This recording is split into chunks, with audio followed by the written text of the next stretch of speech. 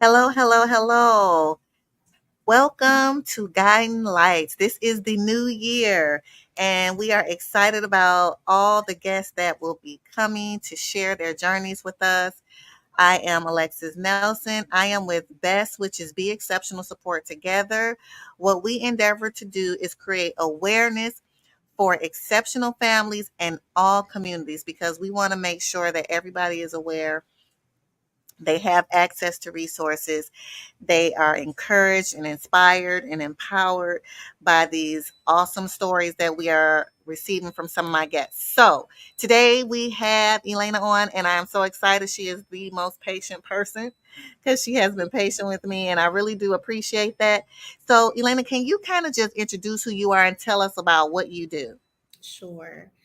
So, my name is Elena Luna Magallanes. I am a mom and a wife, and I live in Lake County, Indiana. So, definitely involved in quite a bit and wear many different hats within my community. Um, as it relates to professionally, what I do, I work for the Autism Society of Indiana, and I am the Northwest Area Assistant Manager for the region. Our focus is direct care. But because I live and I'm engaged in my community, I sit on a couple different boards. For the city of Hammond, I'm on the Mayor's Commission for Disabilities. For the Diocese of Gary, I sit on the Bishop's um, Council. So I do a little bit of everything, and I'm pretty involved in my kids' school. I have a couple teenagers, so a couple different hats I wear in that arena as well. Awesome. That's awesome. And that's probably one of my first questions. You're a part of an exceptional community. You Mhm, are a service provider mhm, for those who are exceptional, and you have all these other hats. How mhm. do you do it? Is there a balance, or how do you handle all these different responsibilities and still have your peace? It is totally God's grace. I definitely don't look at things through the lens of I am doing it. I look at it through the lens that things are being done through me.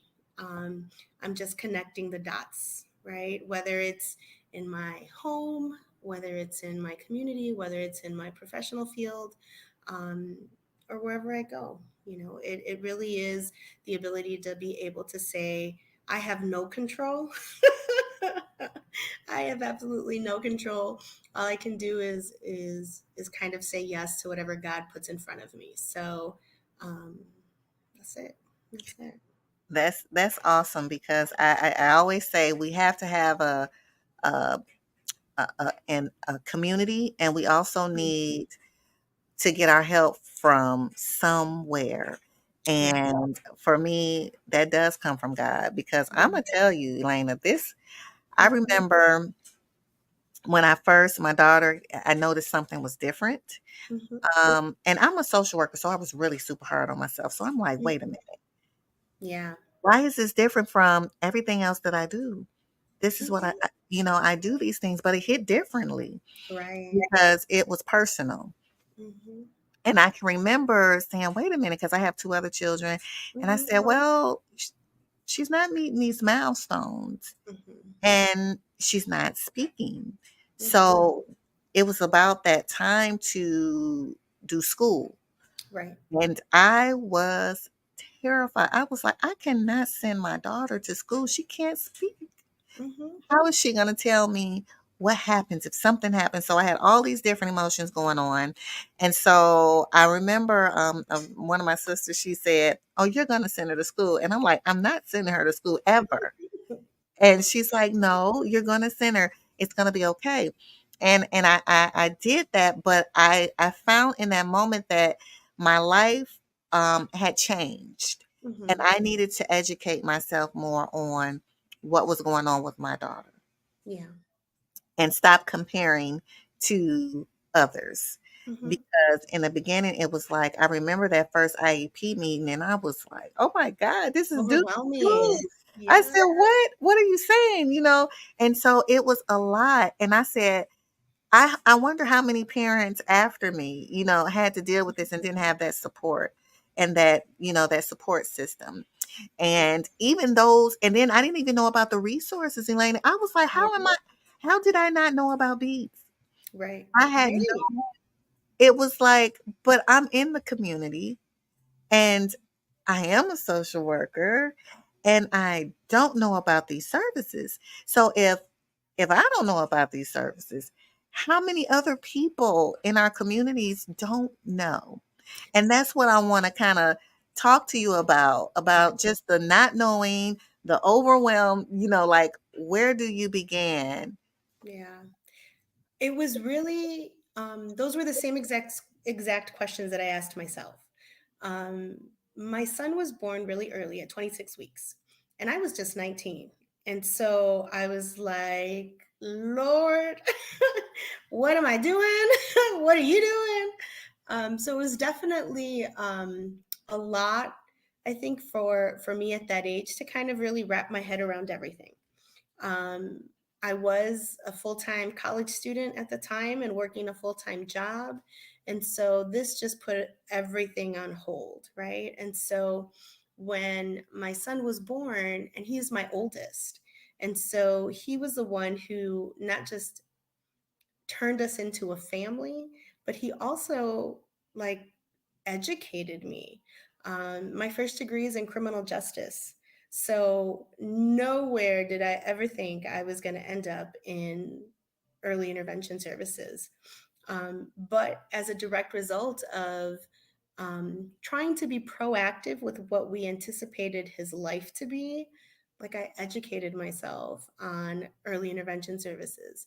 So, healthy families, parents as teachers, those kinds of programs to help me identify things and support his developmental growth as we both grew into our new roles, right? And so with that coming on board and him being born so early, we jumped right into first steps and had those home visitation programs. But I didn't really look at it, and maybe it was just me being naive, like, oh my gosh, I'm a special needs parent. Like I never really, I don't think, embraced that role. I was just looking at myself like a mom. I'm a young mom. I need to learn how to become this parent for this child as opposed to, hanging out with my nieces or my cousins or my friends and their babies, right? So, um, and I think as I got older and as we saw his different needs, I did see that I got myself more and more involved in the special needs community. Not necessarily again with the mindset that I'm a special needs parent, just that I want to try to support him the best way I can. Because I knew his life was going to be different, but I didn't know to what extent. Nobody could tell me to what extent, right? And so we went into the school system and things were okay. He was delayed in reaching his milestones, but not cognitively impaired. So he was speaking, he was, moving at a delayed um, age range, but nonetheless moving forward with reaching his developmental milestones. So there was a good chunk of time that when he was in school, he didn't even have an IEP. He had a 504. Um, and so it was more socially where he was being impacted. And so the struggles that he kind of had in middle school and in high school really focused around the social component. And that's when the IEP came in. That's when we noticed that he needed much more structure, um, some medication, those kinds of things that needed to be a little bit more intensely um, just kind of tailored to his needs. As a direct result of that, though, I found myself asking myself so many times, my son is not the first one in your school system to need these services. How come you guys don't have any places for me to connect to? Why don't you have someone I can talk to who's been through this or knows of community resources? And by then, I had already kind of gotten my second degree as a paralegal. So research was just right up my right up my alley. And so, come to find that our area really struggled with providing services for our community, especially in the minority communities, right? And so, it was just like, my kid is not the first one with autism. What do you mean? Your school doesn't have a, a classroom, a self contained classroom. What do you mean you don't have a behaviorist for your school system, that we've got to go partner with another school system? So, it was understanding the limitations of my community, but also not just settling for not having, um, and being that advocate for him. And so I don't know how I did it. I guess in response to you, I don't know. I just kept asking questions, um, Mhm.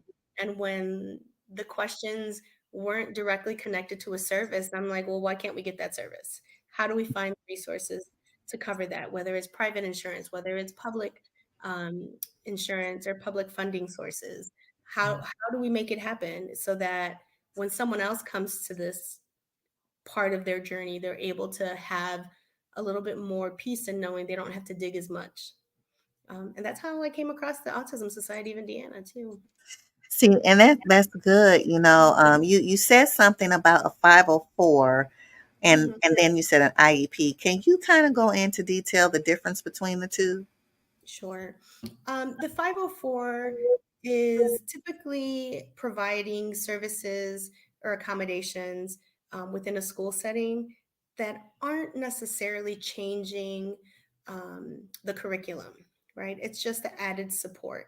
So it could just be something as simple as extra time for any kinds of service within the classroom. The IEP is an actual individualized education plan that is the legal contract that the school has to provide specific education services for a child. And so it's based on the needs of the child, and so it really just it can be individualized. But in theory, it can be individualized because it's very much a cookie cutter, a cookie cutter systemic type of plan, educational plan. That's something that you said that today I had a IEP meeting. Well, Mhm, it wouldn't be an IEP because she's homeschooled, so it's mhm. a um, IES. I think they said independent individual education service plan because she's Support service plan. Mhm, homeschooled. And so I was wondering how were they going to utilize these tests that they use to try to figure out what's going on, and things like that. mhm, And so, and I had a in-depth conversation with the providers. I said, I was really wondering how you were going to get what you needed to be able to evaluate. And it was interesting because one of the psychologists was like, well, we can't say it's this because we don't know what she can understand. So would the primary be autism, mhm, or would it be speech and language mhm. delay? And so, because at first it was receptive and expressive and receptive, Expressive. Mhm, and but I know that she understands. So she can understand commands and things like that, and she understands what we're saying. So they were like, "Well, we don't want to say it's was it because of this or was it because of that." So I said, "Well, my goodness, if the providers are, trying to go," I'm like, "My goodness." But I thank God because I kind of know how my daughter is, whether with the test or without the test. So right. I was like, okay, so these are the things that we're currently doing, and we'll continue to do the things that we were doing. But I did appreciate the fact that they really took the time to try to figure out, like, okay, we can't use this test because this is not going to work for her. This is Mhm, not cookie cutter because she's not going to have a dialogue with you back and forth in the way that we may be speaking now. However, she does communicate. She does not communicate in the what we call the way that we communicate. yeah, the And so, traditional. Mhm. And so it was really interesting to see that. And just even still learning about the services that's available to our communities. I think about my own daughter, but I think about the community Mhm. because I know how hard it is when you don't have access to resources. I know how frustrating it become when you tried this and you tried that, or the waiting list is long, it's forever and amen. You can't get in, but they're telling you your child needs this, but there's a waiting list. And Mhm. there's, so many different factors that play into providing those services. So where's the support for the parent?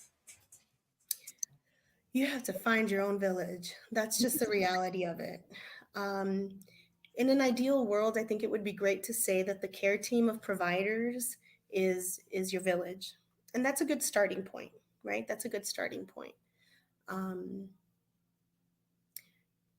but it is also important to know that as a parent, individually, aside from your parent role, you still need support, right? And so, connecting with other families or other parents who are kind of going through the same journey, um, not necessarily the same exact diagnosis or anything like that, but have experience in walking that journey, share in those types of intense frustrations because those are pretty intense.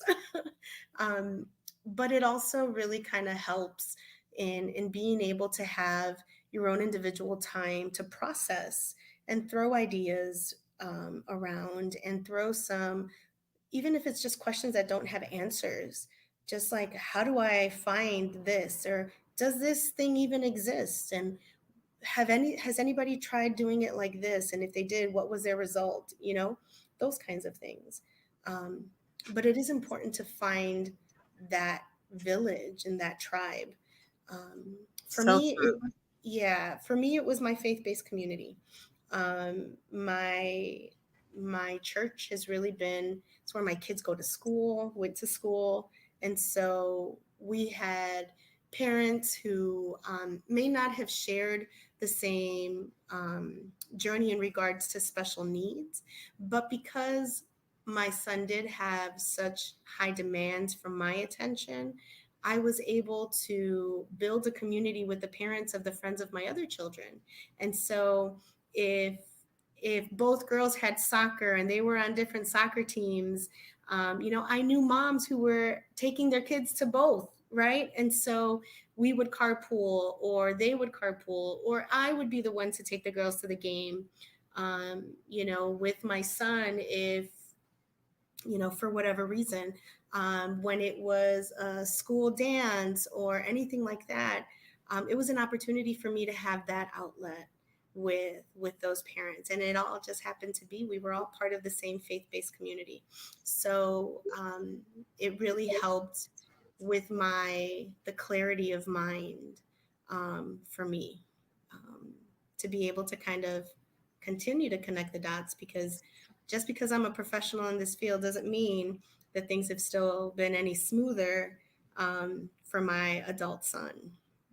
And when you talk about the community of the church, that I'm telling you, it makes a whole lot of difference. I have someone every time I have to minister, she's Mm-hmm. there Mm-hmm. because everyone can't keep my daughter. So I had to train, people had to learn how to, work with Right. her. And so I'm so grateful to that. So I can go and I can minister and I don't have to worry about is my Right. daughter okay? And I love that about my church and just the support. I mean, not even outside of the church, Mm-hmm. you still need that. You need those people. I can remember I call her, I said, my sister cousin. She's my cousin, but she's like a sister. So my sister Right. cousin, she always Right. she's always Right. there and she's a OT. She happens to be a OT too. And so she Mm-hmm. really helped out a lot with, Yeah. the journey. And I really appreciate that. I think back, I'm like, man, if I didn't have my tribe, I Right. don't know what. And my number one tribe member is the God. Oh, of course. Of And course. so Of Jesus has course. kept me. He and I just cling to that. He'll never leave us. He'll never forsake us. Mhm. And so, and he is a present help. So in those times when I'm frustrated, or those times where I feel like, did I mess this up? Because as parents, whether you have an exceptional child or not, if you have not had that question to yourself, tell me what tell me what's in what's the secret? Because Right, right. No, no, no, no. I definitely have embraced the mindset that God does not prepare those he has called. He no wait, how did that go? He does not call those who are prepared. He prepares those who are called. So life has definitely been preparing me for this journey, this part of that journey. And so um when my son, there was a time when he was in middle school where he would like elope. He would just get so frustrated and just take off. My church group would just, we had a group text, and I was like, all right, guys, Antonio took off. I don't know, left or right. My neighbors would text me back and saying, oh, he's sitting on my front porch having some lemonade. We caught him. We're talking with him. He's fine. And then he would go like 3 or 4 blocks down, and the neighbors from the church down there would message me. He's sitting on our porch. He's petting the dog, you know. And so it really did help us really kind of grow roots in this community, right? and that is so awesome when you said it. I'm thinking about all the different Mm-hmm. experiences, because the community is so important that they are aware, because Yes. especially the community that you are a part of. I Yeah. can remember my daughter, it was busy, and she elopes. And Mm-hmm. so I turn around, I'm like, where is she? Because I'm Mm-hmm. always on alert, but I left her with Right. someone else for just Right. 5 minutes, Mm-hmm. and that small time frame, Mm-hmm. she was able to get out the house, and Mm-hmm. she just walked down the street, and I said, "Oh my gosh." And then my little teenage neighbor down the street was like, "Don't worry about it, Miss Nelson. I have her." And Mm-hmm. my heart was just like, because Yeah. I was like, because she was young. Yeah. And I'm so grateful to those community members that step up. It Yes. does take a village, and I appreciate the village. Oh yeah, And it you really does. know, We had a situation in which it was raining. Antonio had gotten, I don't even know how he had gotten into an argument with someone um, who didn't really understand. He was trying to buy some lemonade or something, some details, and it was raining out. And so he took off, and his worker didn't know where he was at. So his worker calls me and is freaking out, of course. Oh my gosh, I lost your son. He took off. And that person was not from our community. So, of course, call the police, let them know my son's missing. And they called me right back and they said, he is at the front of the church sitting with a police officer. They said the police officer's name, and they're like, she recognized him, she knew him. So she just sat with him and is talking with him. And I was like, oh, Lord, thank you. he's so good. He's so mindful, and he always is there for us, protecting our babies. And I Yeah, tell you, yeah. it's a scary feeling, you know. I know, like you said, everyone has different abilities, and Hmm. so, and I know our experiences are different. But one thing is that we must know that flexibility, Hmm.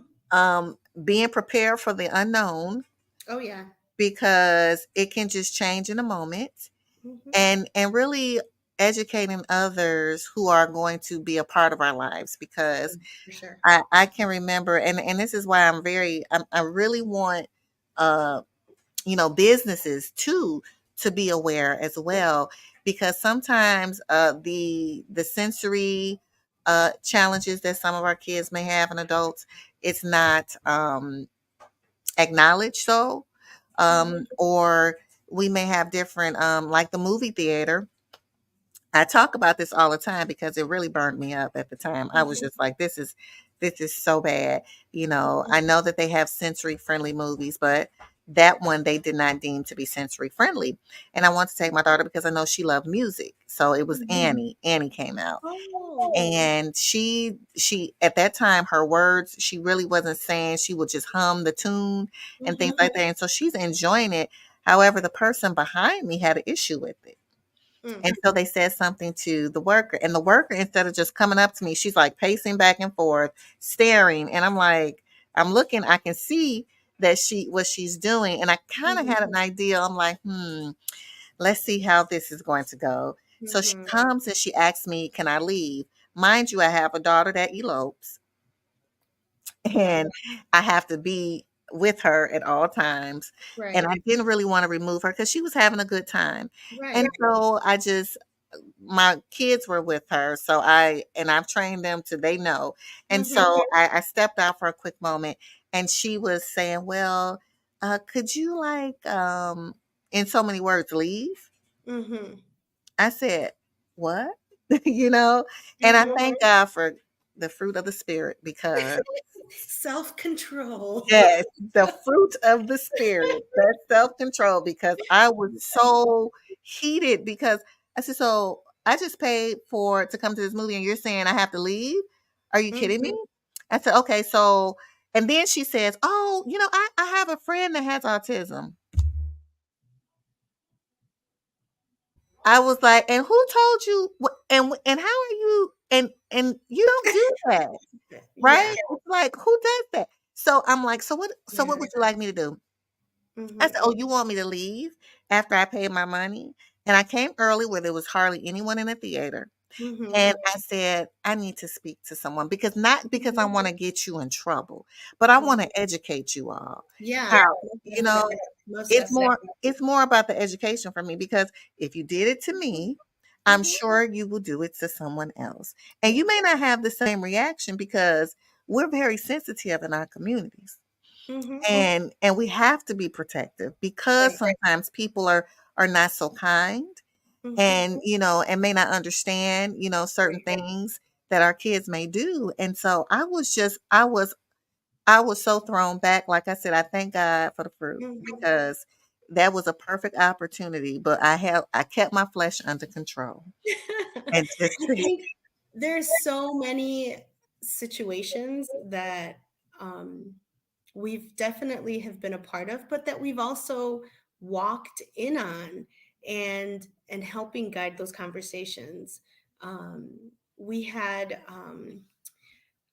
down by us, we have a fest, um, Festival of the Lakes, and we have a special needs day.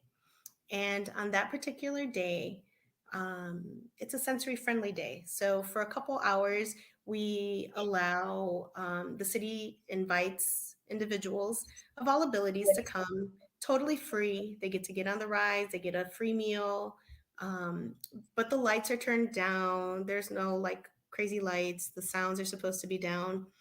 And in this particular instance, the carnival people were just blaring the music, and we were like, "It's sensory friendly day." Like music, that's sound, that's a sensory. Mhm. And so we had to gather the team together, the carnival people, and really just kind of educate them on what to do in case there's a meltdown. What does a meltdown look like? How do we support the parent or the caregiver in those moments, and how do we help prevent them? Because it's not like there was the same amount of people that there would be if it was open to the entire general public, right? So um, it's just been so many different opportunities Right. that we kind of use as teachable moments, right? Yes, and we just have to keep doing that, Yeah. because Mhm. we had another young lady on the show, and she was saying how, they have the changing tables, but Yeah. you never think of, if you have an adult that you have to put on Right. a changing table, you That know, is so things true. like that we don't think of, Mhm. and it's just the continued conversations, like you said, Mhm. Yeah, having and those I think that conversations. there's so many there's a lot of willingness within our community, but there's also a lot of um, man-made obstacles, right? And so I know that as long as the providers and the community stakeholders are willing to learn to do things differently and they're open to do that, then we're definitely headed in the right direction, right? It's just really unfortunate when we do see a lot more um, red tape and bureaucratic process just kind of hindering the growth that the community is ready to kind of step into. Yeah, and that's sad Mhm, because I tell you, I this summer I'm trying to do a walk called "Don't Stare, Just Care," mhm, and it's so more than just like you staring at people, but for me, it's like we have to do, we have to have mhm, a doing grace when it comes to all abilities, mhm, and in order for us to move and to have that grace, we have to continue to have the conversations. We have to have advocates such as yourself and people that's on the journey to say, you know what, for those who are not aware that this does impact our families. mhm. This does. And we are just as much a part of the community Oh as yeah, everyone else. And I yeah, know we hear about inclusivity and all that, and that's nice. The words are great. Um, However, in some cases, that's just not the case. And right. so, as long as we continue to do the work, and I know we had the disability fair, and I was talking about, wow, we need to figure out a way to get more people to come. So, if they're not coming to us, what do we do? How do we bring the information to help educate families, to support families, to guide them, to connect them with other like minds that can Mhm, help encourage them and maybe be a part of their tribe? mhm. Because I'm meeting new people and I'm like, I'm so glad I met. I'm so glad I met you. Mhm, I'm so glad I met other people that's on a journey because it's inspiring. And we all have children at different ages, mhm. you Different know, phases of the journey. Yeah, for right. sure. And that's even more, I had a young lady and she was saying, okay, I didn't know I had to have guardianship of my own child. What Mhm. does that what? And so even knowing things like that, preparing for things such as that. And so Yeah, we it's haven't even touched the tip of the iceberg because we're looking at least for me, I'm thinking future planning. Like, what is my son going to do when I'm not around? How do I start putting those integral pieces in place for him? And how do I trust these people and these agencies to be able to provide for his well being when there is a well established experience of them not? And so, yeah, you're looking at so many more phases to our journey for sure.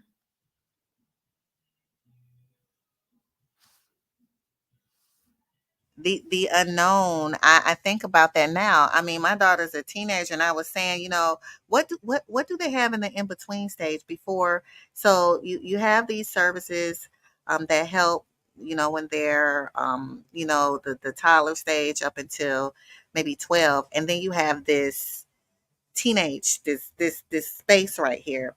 Where does she fit? What can she be involved in? And so I was just like, wow. I said, and pretty soon she'll be a young adult. So what does that look like? Do we have all the services in place? If anything ever was to happen to us, who would step in? How would this look? And these are questions that we have, and they're hard questions sometimes because just the thought, I want my daughter to always be loved, always be Mhm, taken care of, never have to worry about being mistreated, mhm, because we do hear stories where people put their kids in these places and they're not always treated well, and may not have the advocacy that others may have. And so we definitely have to, like I said, it can be like, oh my gosh, this is coming soon. And it happens before you know it. yeah, Before and you even when you're going through it, like I myself, we partnered with the residential agency, and they became my son's landlord and provided residential services for him. He is on the community integration habilitation waiver. But even with that in place, um, and I'm an engaged parent. Like we helped train the providers in regards to mental health stuff. We helped educate them on Antonio's daily routine, and stuff still happens. And I'm like, Lord, what are you doing? Yeah. What are you doing? Like, is it for me to look at this and be like, oh no, or is it for me to look at this and just be like, okay, no, come back, Yeah. come back, because we're navigating a course of what I may want for him and what he may want for his life, Mhm. right? And so that may not look the same in 100% of the areas, right? And Right. so his version of independence, we want to support that, but we also want to protect him. And so how do we support and protect without um, sacrificing the process, right? Right. The learning process is totally Yeah. different. Totally Yeah. different. It's hard. I tell people I don't care what services is provided and who's in Mhm. my daughter's life. I'm going to be forever a mom. Oh yeah, And as mama bear, I am there. I am absolutely. protecting. I'm saying, hey, wait a minute. This looks a little, mm-mm, you Mhm. know, but I want her to still get everything she needs. And I Mhm. don't want to interfere with the process. And Right. so it's trying to still say, okay, I'm gonna let you as much as I can. Right. But it's challenging, you Right. know.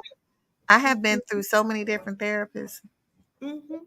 I through the beads, so I have beads, but I also have Mhm. outside. She's been with her one therapist since she was just a little girl, and Mhm. now it's time to like do. She has to transition, and Right. I am not ready. I'm just like I am not ready for this.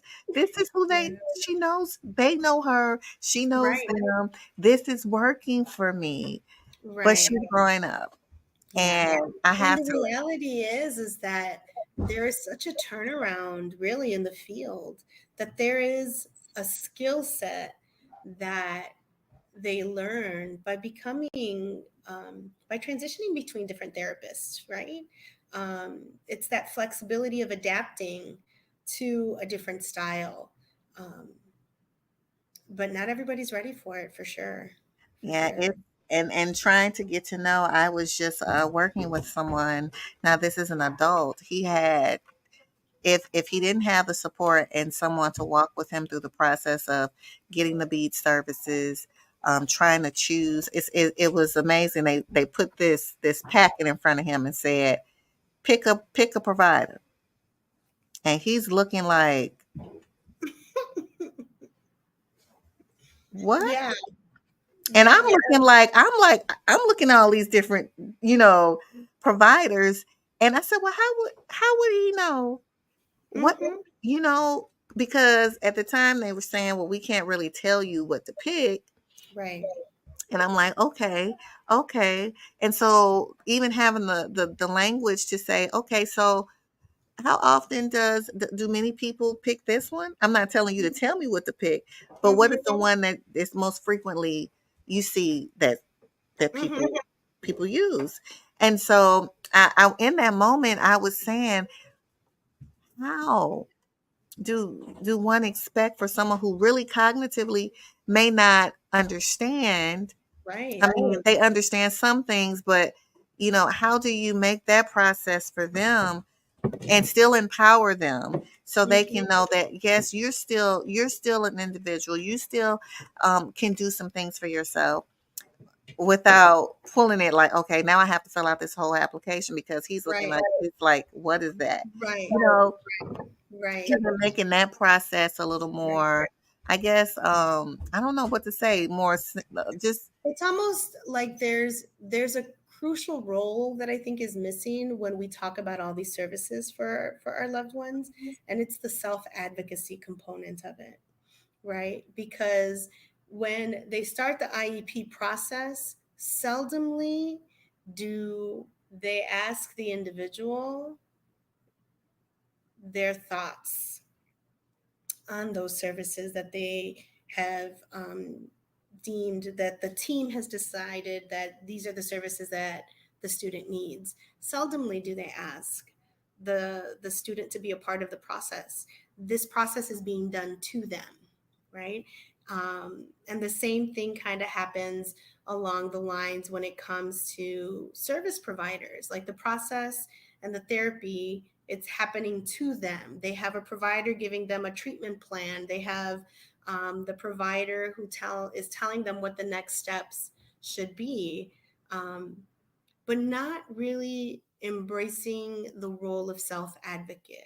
Like, okay, yes, this is what the assessment showed. Something as simple as where do you want to start first, um, to help them become a part of the process, to teach them. So by the time they get to beads or they get to voc rehab, they have the confidence and they have the ability to play whatever role they choose to play in that process.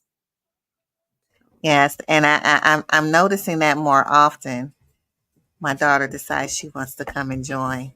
Nosy. Hi. Say hi, Z. Say hi. Hi. And so it is. I'm glad you mentioned that self advocacy because I really in that moment I kind of felt like, wow, Mm-hmm. how does that feel not to be able to have a voice, Mm-hmm. you know? And that's what it was. It's like, and then he turns to me and says, "So what does that mean? Right. How do I know?" And so I'm communicating even when I go into other establishments with some of the people that I work with. They may address me and not Mhm. address. Right. And I'm like, that's not okay. So we're going Right. to address, I need you to count it and put it in his hand, the money. Right. And I Right. don't, I don't Right. care if he can count past 29. I still want you to Right. put it in his hand. And I Right. want you to allow him to have a choice, Yes. allow him to have a voice. Right. And I know we have to teach people and train people because they just assume they can't. Um, Right. even with Yeah. my daughter, I'm like, you can talk to her. She Mm-hmm. understands you. Yeah. So you don't have to like, Mm-hmm. she's And not it's an athlete. something as simple as like when I go out with my son, I make it a point to let him even walk in front of me as opposed to walking behind me. And it could be something as simple as grocery shopping. You know what I mean? It's like, yeah, you got your list. You know what you're going to be making for the week. You start grabbing your stuff. I'm going to grab my stuff. You grab your stuff. We'll meet up over here. Um, you That's know, good. and it took us some time to get to that point and a lot of I'm walking out. I can't get what I want, or I have to stick to the list, or I don't have enough money.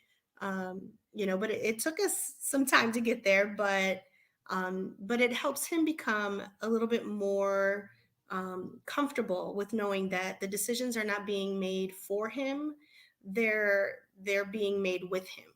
And so Yes. there's a difference for It sure. really is. And and even as parents, sometimes we have to be mindful of that. I'm so used to doing so much and doing everything I have to let her do, Yeah, you yeah. know, Something as and simple as so washing the dish. yes, exactly. And she does it Yeah, all.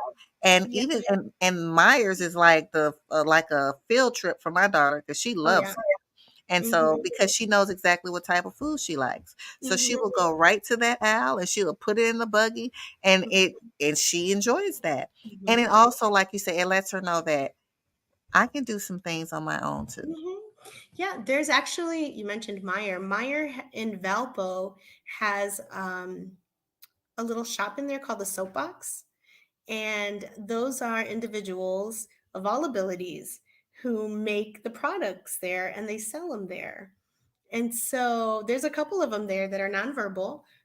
Some of them use sign language. Some of them are on the spectrum, and so it's really good to see representation for themselves, right? And so Yes, yes, um, absolutely. yeah, That is wonderful. And things like that needs to be, I think that should be highlighted so people can Yeah. see, there's ways that you can include and be inclusive, Mhm. and not as you're looking like, oh, we gotta help. No, Mm-mm. their strength, they have their these, I tell you, I have learned so much from my child. Mhm. Just even patience. Yeah. She's taught me a lot of that, Mhm. and just taught me not to assume. All Oh yeah. because it looks a way doesn't mean it is a way. Mhm. And so, and reminding me of that one scripture, call those things that are not as though you want them to be. Yes. And that's what we have to do, and Yeah. that's what I continue to do. Mhm. And I encourage others out there, and I know we are at the top of the hour and we have to end because I can Yes. talk to you for quite some time, and we will have to connect again because I don't want Yes. this to be the last time that you come on, Mhm. because I think conversations like these are needed, and we have much more that we can talk about. But I Yeah. truly appreciate you coming on and sharing your journey, and just helping us all out, because you are a part of my tribe now. And Aw. so, and I appreciate it, because we need resources and there's strength in stories. So I There really is. thank you. I really do appreciate you taking the time out, Mhm. especially with all the technical difficulties. No worries. Thank you for So, having us, and thank you for being that voice in the community. oh, I really do think that there is a lot of value in our stories, and the more we connect, the more we're able to really kind of continue to be that light for others. But thank you so much. I look forward to our next talk. yes, me too. And it will be coming soon. So, again, all those who are out there watching, make sure you like and share. This Yeah. was some very, very, very good information. We had this awesome guest, Elena, on with us, and she will be back. I hope she come back.